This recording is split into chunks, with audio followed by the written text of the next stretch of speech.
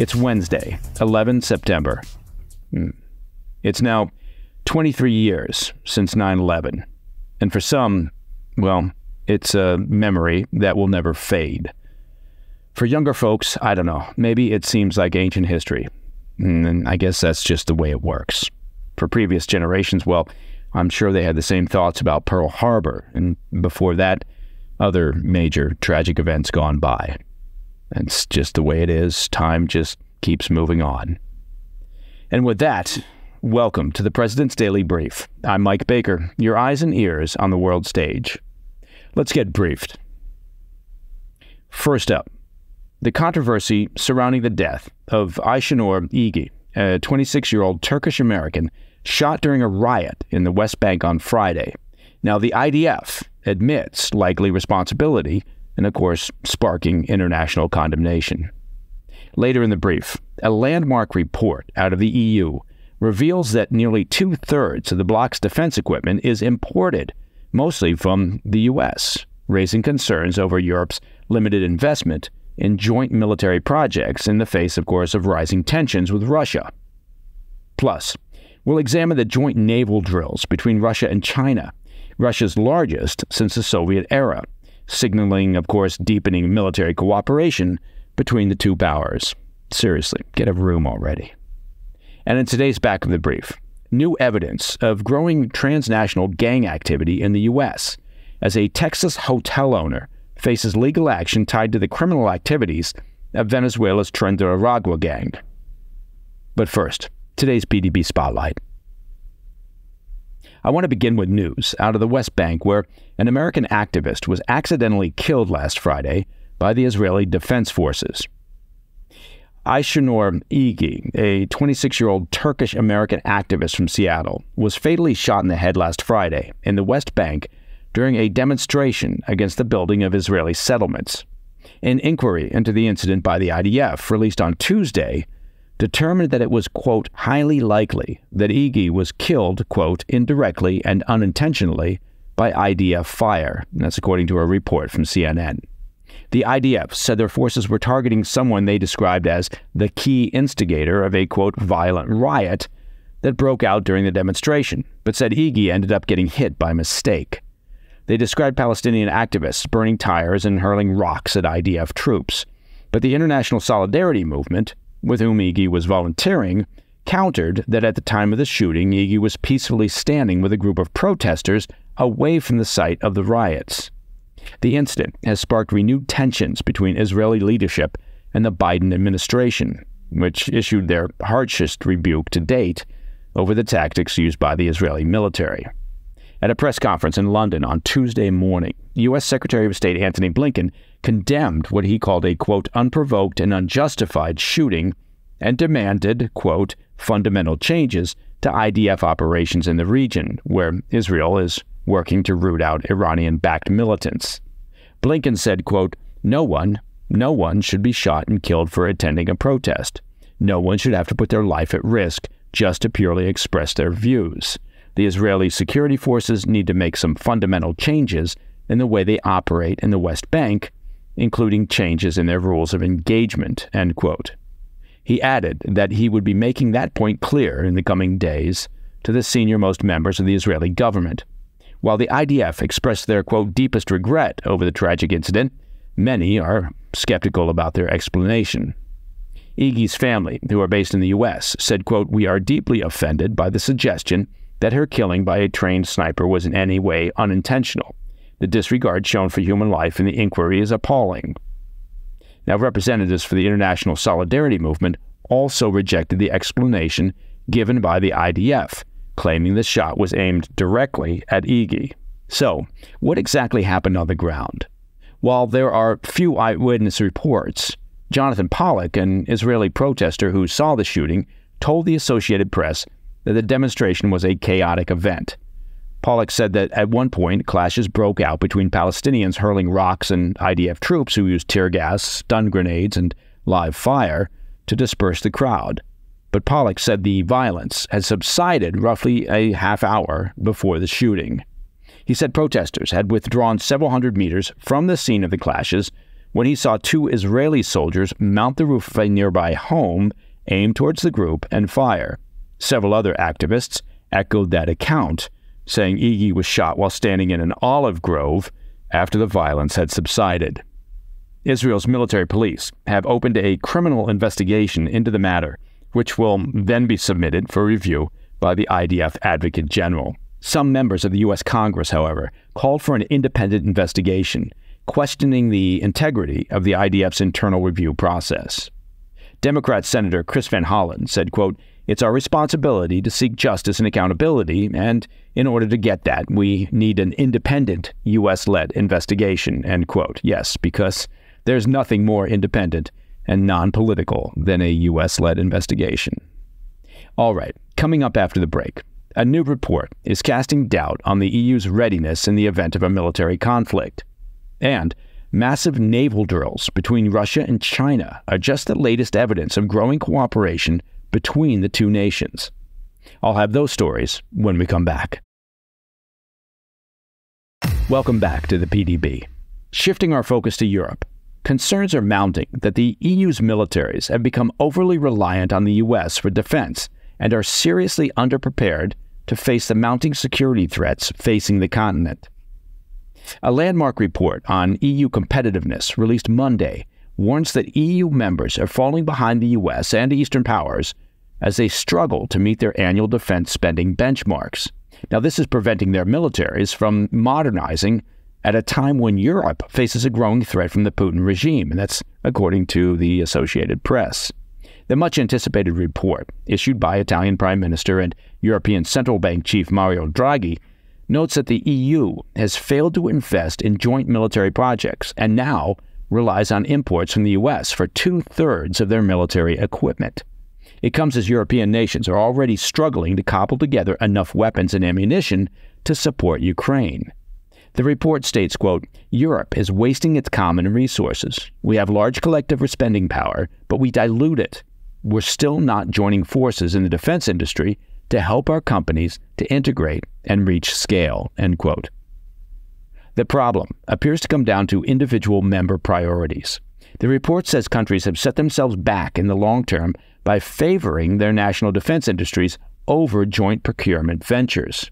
As an example, when Ukraine asked for more artillery weapons early in the war, the EU supplied 10 different types of howitzers that used different shells, and that, of course, causes a major logistical nightmare for leaders in Kyiv.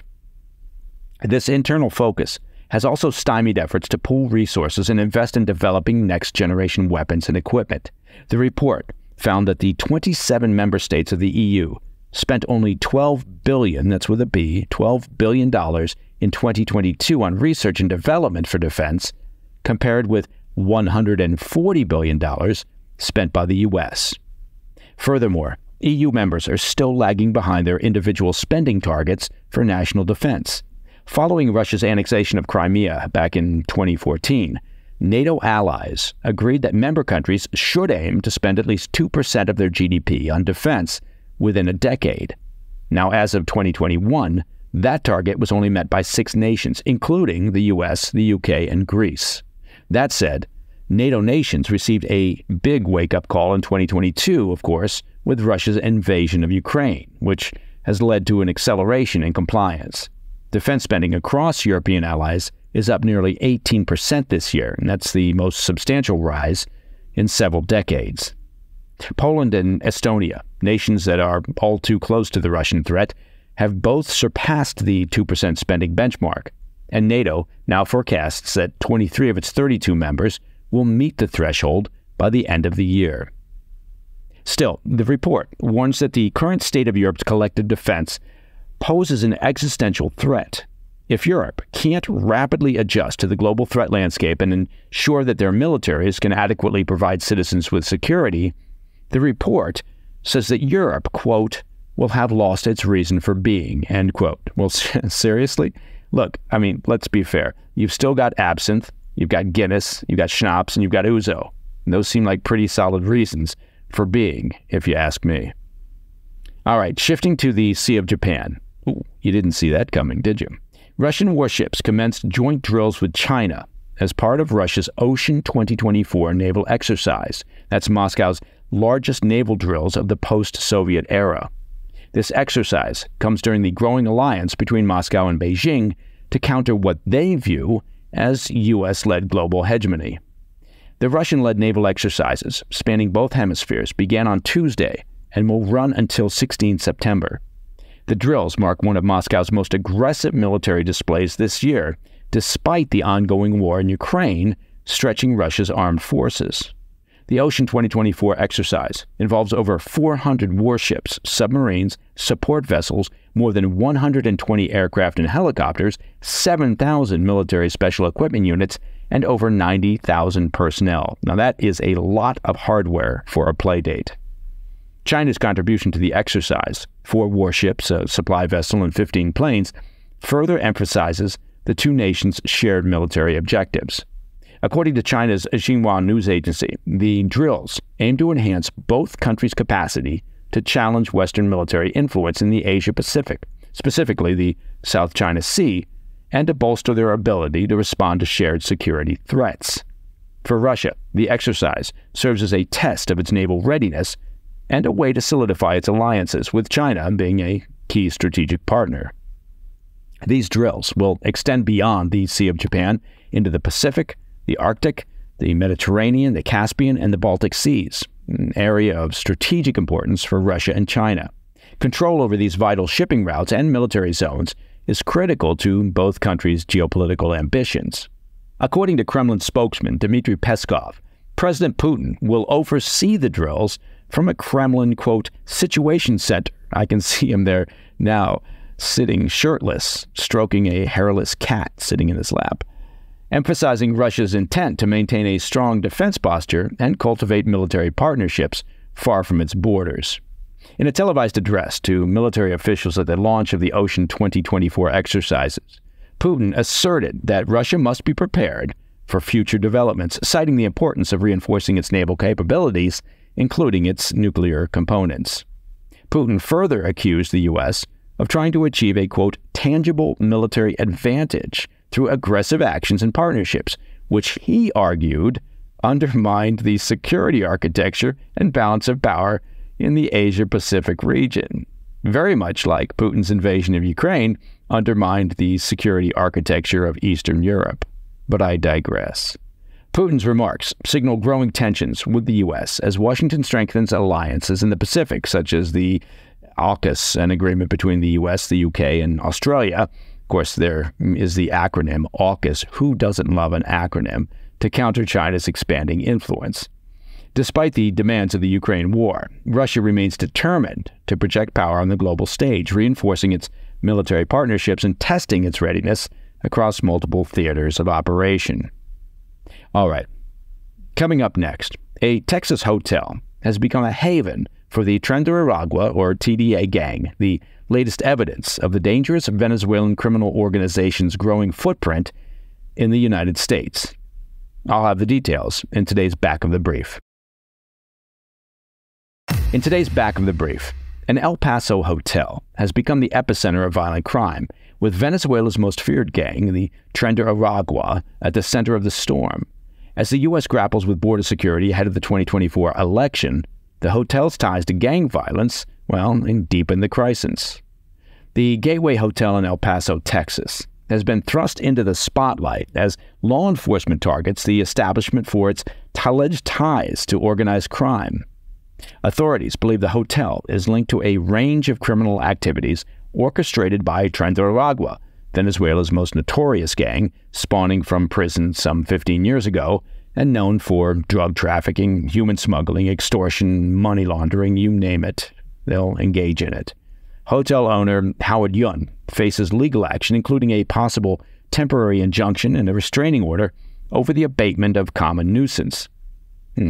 Authorities cite nearly 700 police calls over 2 years for violent assaults, drug use, and theft linked to habitual criminal activity, citing court documents. On Monday, a judge ordered that the building be vacated by Thursday. Well, here's a thought. How about you arrest the perpetrators, deport those that are here illegally, and provide sufficient resources to the police so they can deal properly with this crap? Yeah, there's a thought. The situation came to a head when video evidence presented in court showed armed individuals roaming the hotel hallways, brandishing guns and knives. The Tren De Aragua has grown into a criminal powerhouse with over 5,000 members. Their presence in cities like El Paso underscores the infiltration of Venezuelan syndicates across the southern border. This isn't an isolated case, of course. As an example, Aurora, Colorado, the gang stormed an apartment complex, fueling national debate on crime and immigration. Texas officials raised alarms about the expanding influence of Tren De Aragua. State Representative Tony Gonzalez warned that these syndicates pose an existential threat, stating, quote, "These Venezuelan gangs are pure evil, and they will rot any society, any community that they associate themselves with," end quote. And that, my friends, is the President's Daily Brief for Wednesday, 11 September. If you have any questions or comments, please reach out to me at pdb@thefirsttv.com. And as you may have already heard from the local authorities, to listen to the show ad-free, well, become a premium member of the President's Daily Brief by visiting pdbpremium.com. It's very simple. I'm Mike Baker. I'll be back later today with the PDB Afternoon Bulletin. Until then, stay informed, stay safe, stay cool.